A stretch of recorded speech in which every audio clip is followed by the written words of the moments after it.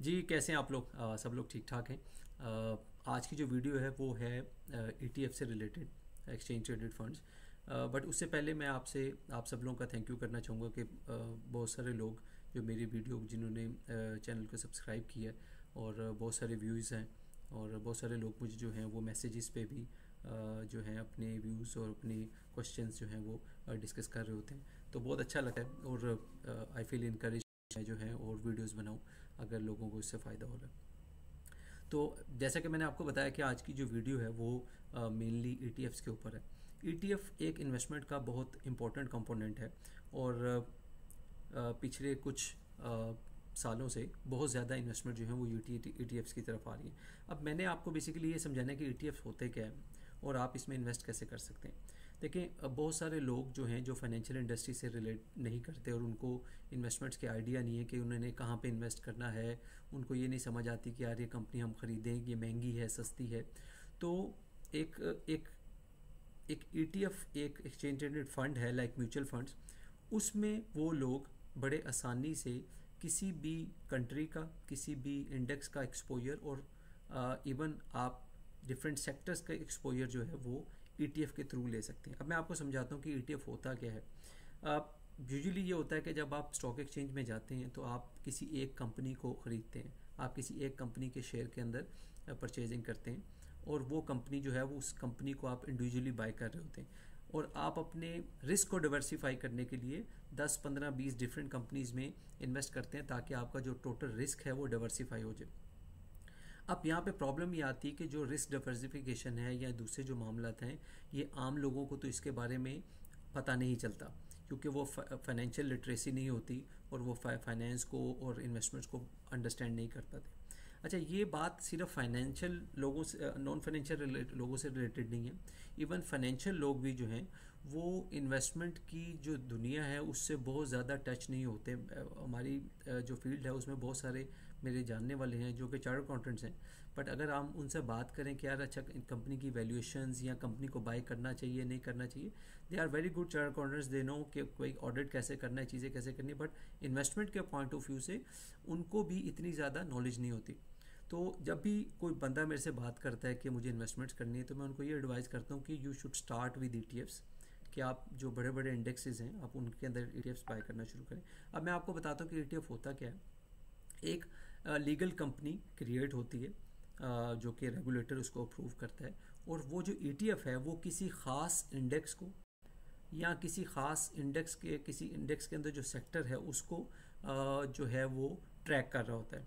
Usually क्या होता है कि फॉर एग्जांपल हम S&P 500 की बात करें तो जो S&P 500 का जो ईटीएफ होगा उसमें S&P 500 की तमाम कंपनीज होंगी और वो उस पूरे जो S&P 500 है उसको ट्रैक कर रहा होगा। इट मीन्स कि जब आप ईटीएफ बाय करेंगे S&P 500 का तो आपको 500 कंपनियां बाय नहीं करनी, आपको सिंपल एक ईटीएफ का शेयर बाय करना है जो कि S&P 500 को ट्रैक कर रहा है।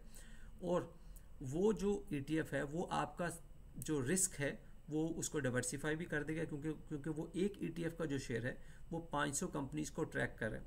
ठीक है, ये तो मैंने आपको एग्जांपल के तौर पे समझाया। अब वीडियो के एंड पे जब हम होंगे उस टाइम पर आपको फर्दर इसके बारे में समझाऊंगा और आपको एग्जांपल्स दूंगा कि कौन कौन सी ईटीएफ्स जो हैं वो उनके रिटर्न्स क्या हैं। जो एंड का पार्ट है उसमें मैं इस चीज़ पर डिस्कस करूँगा। डिफरेंट मार्केट्स के अंदर डिफरेंट किस्म के जो हैं वो ईटीएफ्स अवेलेबल होते हैं। मैं ब्रॉडली क्योंकि यूएस मार्केट के मुतालिक ही डिस्कस करूँगा क्योंकि सबसे ज़्यादा ईटीएफ्स वहाँ हैं। अब लोग ये सुन के हैरान होंगे कि ईटीएफ्स की जो मार्केट है उसका जो टोटल उसमें जो इन्वेस्टमेंट है वो $9 ट्रिलियन है।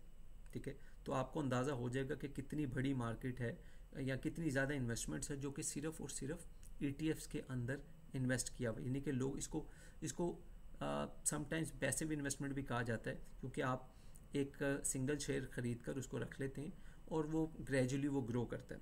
अब ईटीएफ जो है और म्यूचुअल फंड जो हैं इनके अंदर डिफरेंस क्या है, क्योंकि दोनों एक तरह का ही काम कर रहे होते हैं क्योंकि म्यूचुअल फंड भी कहीं ना कहीं किसी इंडेक्स को ट्रैक कर रहे होते हैं। प्रॉब्लम ये आती है कि जो म्यूचुअल फंड्स हैं उसके अंदर जो इन्वेस्टमेंट कंपनी होती है जो म्यूचुअल फंड मैनेज कर रही होती है, एक तो फर्स्ट ऑफ ऑल वो चार्जेस बहुत ज़्यादा लेती है। ठीक है, क्योंकि वो छोटे छोटे म्यूचुअल फंड्स को मैनेज कर रहे होते हैं, उनकी जो ऑपरेशनल कॉस्ट होती है वो ज़्यादा होती है, यूजुअली वो कमीशन भी ज़्यादा चार्ज कर रहे होते हैं। ऑन द अदर हैंड जो ETFs होते हैं उसकी जो कॉस्ट होती है वो बहुत कम होती है। इसमें एक वर्ड एक्सपेंस रेशियो यूज़ होता है, वो हमेशा ETF के अंदर बहुत ज़्यादा जो भी इन्वेस्टमेंट से रिलेटेड लोग हैं वो उसको देखते हैं।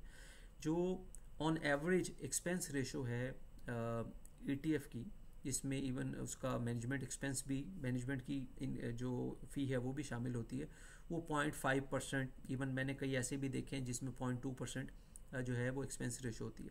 जबकि जब भी आप म्यूचुअल फंड्स में जाएंगे वहाँ पे जो फ़ी आपको चार्ज होती है ऑन एनुअल बेसिस वो समटाइम 1-2 और समटाइम 3% भी होती है। तो एक तो डिफरेंस ये आ गया कि फ़ी जो है वो एक बहुत बड़ा कंपोनेंट है। जब आप लॉन्ग टर्म इन्वेस्टमेंट्स में देखते हैं तो फ़ी का जो इम्पैक्ट है वो बहुत ज़्यादा हो जाता है। दूसरा, ETF जो हैं वो एक्सचेंज ट्रेडेड होते हैं, तो आप किसी भी टाइम पर उसको ख़रीद सकते हैं और किसी भी टाइम पर उसको बेच सकते हैं, as compare to mutual funds. Mutual fund के अंदर आपकी बाइंग और सेलिंग दिन में सिर्फ एक दफ़ा होती है, वो भी आप म्यूचुअल फंड कंपनीज के पास जाते हैं, उनको आप बताते हैं कि आपने इतने शेयर्स बाय करने हैं, तो वो डे एंड के ऊपर जो भी उसकी नैव होती है उसके ऊपर आपका जो म्यूचुअल फंड है वो बाय करते हैं। जबकि ETFs में ऐसा नहीं होता। ETFs में आम शेयर्स की तरह जो भी आप ETF बाय करना चाह रहे हैं वो किसी भी एक्सचेंज के ऊपर जहाँ वो ट्रेड हो रहा है वहाँ पे वो फुल डे ट्रेड होता है। आप कोई भी सेलर जो होगा आप उससे वो बाय कर सकते हैं, आपको किसी के पास जाने की ज़रूरत नहीं होती। एक तो ईज़ है, दूसरा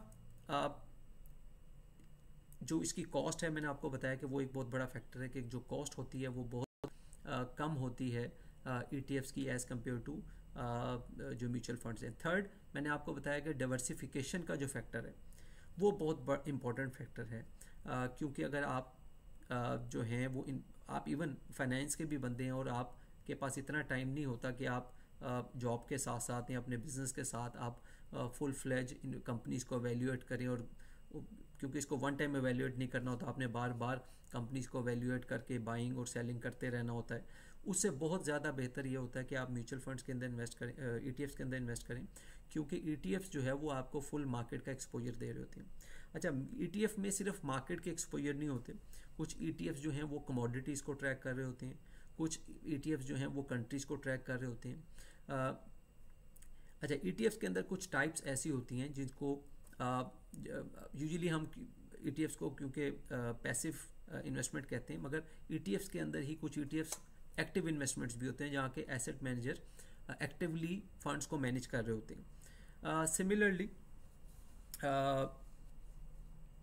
जो बड़ी बड़ी कंपनीज हैं जो कि ETFs क्रिएट करती हैं, जिसमें से बहुत बड़े बड़े जो नाम हैं उसमें वैनगार्ड है, JP मॉर्गन है, ब्लैक रॉक है, और इसी तरह कुछ और बड़ी कंपनीज हैं जिनके अपने काफ़ी 100 के हिसाब से जो हैं वो ETFs मार्केट में लिस्टेड हैं, जहाँ पे आप डिफरेंट किस्म का एक्सपोजर ले सकते हैं। इसी तरह ETFs जो हैं वो सेक्टर वाइज भी अवेलेबल होते हैं। अगर आपको सिर्फ और सिर्फ जो है फॉर एग्जांपल फाइनेंशियल सेक्टर का एक्सपोजर चाहिए, अगर आपको सिर्फ AI रिलेटेड एक्सपोजर चाहिए, इवन अब तो क्रिप्टो रिलेटेड जो ETFs हैं वो भी अवेलेबल हैं, जहाँ पे आप सिंगल क्रिप्टो में एक्सपोजर की बजाय आप एक पूल ऑफ जो क्रिप्टोज हैं उसके अंदर वो ETFs से इन्वेस्ट किया होता है और आप उसका एक्सपोजर ले रहे होते हैं। अच्छा, ETFs की एक और टाइप भी है, मैं ब्रॉड टाइप्स की बात कर रहा हूँ। कुछ ETFs जो होते हैं वो इनकम ETFs होते हैं, इट मीन्स कि आप उन ETFs में जब इन्वेस्ट करेंगे तो आपको रेगुलर इनकम आएगी। कुछ ETFs जो होते हैं उनको आप ग्रोथ ETFs बोलते हैं, क्योंकि यूजुअली वो ऐसी कंपनीज में इन्वेस्ट करते हैं जो कि ग्रोथ ओरिएंटेड होती हैं। तो यूजुअली जो ग्रोथ ओरिएंटेड कंपनीज होती हैं उनमें कैपिटल गेन ही होता है, इनकम जो है वो उसका फैक्टर नहीं होता। सिमिलरली कुछ कंपनीज ऐसी होती हैं, कुछ ETFs ऐसे होते हैं जो कि वैल्यू कंपनीज के अंदर इन्वेस्ट करते हैं, मींस कि जो बहुत कंपनीज अपनी ओरिजिनल वैल्यू से बहुत सस्ती मिल रही होती हैं, जो एसेट मैनेजर हैं सिर्फ उनके अंदर इन्वेस्ट करते हैं। इसी तरह ही डिविडेंड रेस्टोक्रेट एक ख़ास कंपनीज होती हैं जो कि हर साल पिछले 10 साल से अपने डिविडेंड्स को ना सिर्फ पे कर रहे होते हैं बल्कि हर आने वाले साल में उनका डिविडेंड इंक्रीज़ भी हो रहा था। तो इस तरह के ETF भी अवेलेबल होते हैं। तो मैं जो मेरे व्यूअर्स हैं मैं उनको ये बताना चाहूँगा कि आपको अगर आप फाइनेंशियल या अगर तो आप इन्वेस्टमेंट्स में हैं तो definitely you should go for individual companies जहाँ पे आपको लगे कि ये कंपनीज बहुत सस्ती हैं। मगर अगर आप नॉन फाइनेंशियल हैं या आप इन्वेस्टमेंट से रिलेटेड नहीं हैं तो मैं यही रिकमेंड करता हूँ कि आपको ETFs के अंदर इन्वेस्टमेंट करनी चाहिए।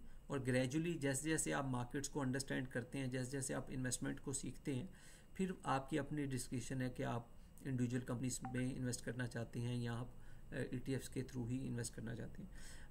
अभी आप जो है स्क्रीन पे देखेंगे कि S&P 500 का 10 ईयर्स के जो रिटर्न्स हैं, ठीक है, इसी तरह ही फाइनेंशियल सेक्टर का US के फाइनेंशियल सेक्टर के जो ETFs हैं उसके 10 ईयर्स के रिटर्न्स, कमोडिटीज़ के 10 ईयर्स के रिटर्न।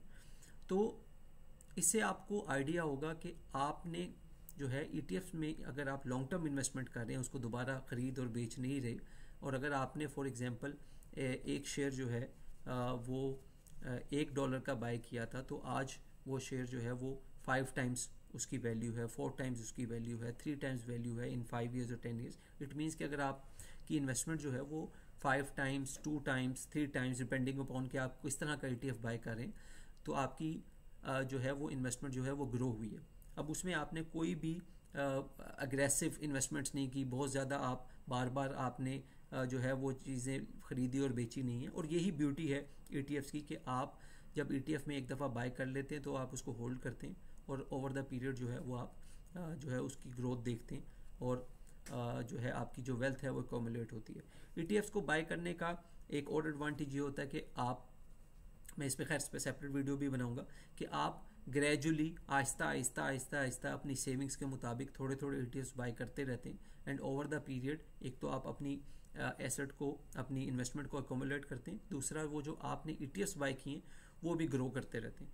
तो ओवर द पीरियड आपके पास एक अच्छी जो है वो इन्वेस्टमेंट या अच्छी जो वेल्थ है वो एक्यूमुलेट हो जाती है। अगर आपको वीडियो पसंद आई है काइंडली लाइक और सब्सक्राइब कीजिएगा। अगर आपका कोई क्वेश्चन है तो काइंडली कमेंट्स में ज़रूर बताइएगा। Thank you very much.